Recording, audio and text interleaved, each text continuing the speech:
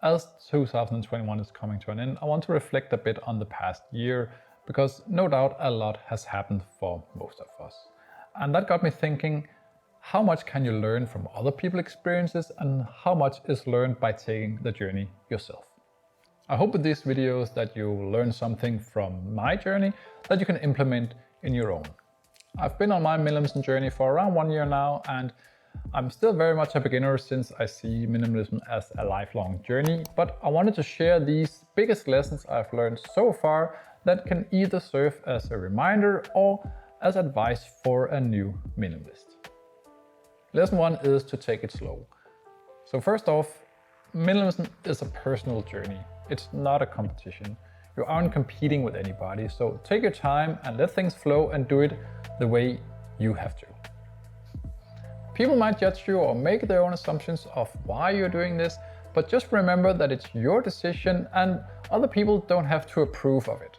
Your minimalist lifestyle is not about the people you are influenced by or anybody else. It's about you, your lifestyle, doing what you love and your things.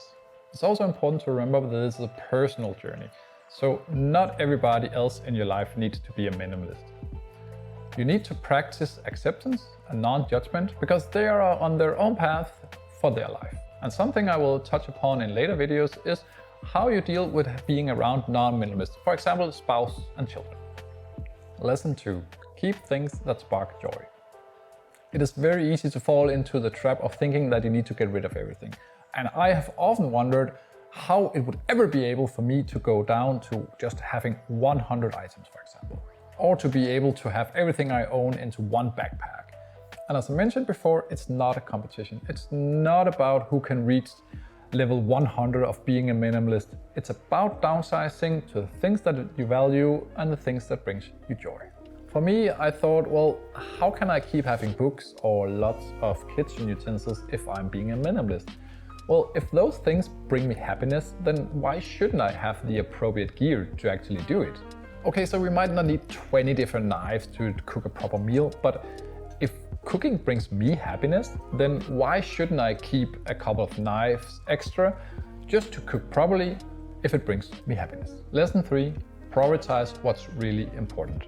It's easy to think that minimalism is just about getting rid of things, but it's also about decluttering your life.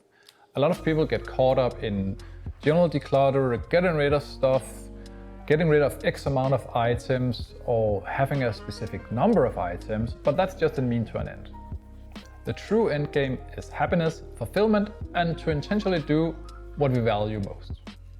It's important to remember why we are removing things from our lives. It's because it no longer serves us any purpose, doesn't bring any value or happiness. By removing them, it creates space for the things that we truly appreciate and what we really value and what really brings us happiness and what we want to use our time on. So focus on the end game while you are decluttering so you don't get lost in the process, and remember why we're doing this in the first place. Lesson 4. To really appreciate the things you own. Beforehand, I was pretty consumer-minded. I was always on the lookout for the next purchase. I was online shopping and just buying stuff that I thought would make me happy. During the year, not only did I purchase much less stuff, I also have gotten a greater appreciation and gratitude for the things I kept. For example, I used to have a lot of ill-fitting clothes that I basically just kept around because, well, I have already spent money on it, so might as well keep it, right? But after getting rid of it, I only have left what I actually love to wear.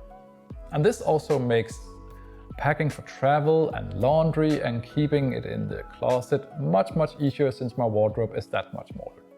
Lesson 5, let go of perfection. The mindset of when I get X job or X item or have X amount of money or have X opportunity to make me happy is probably familiar to a lot of us. I would say most of us have felt like this at some point. Minimalism has taught me that happiness is right here, right now, and that you don't need perfection to be content and happy.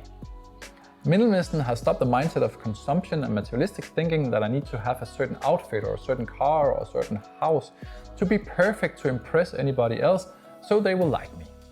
I am happy knowing that I'm enough, that true happiness is already within me, that my wants and my desires will not make me feel true happiness. Fulfillment and ultimately true happiness is already within me.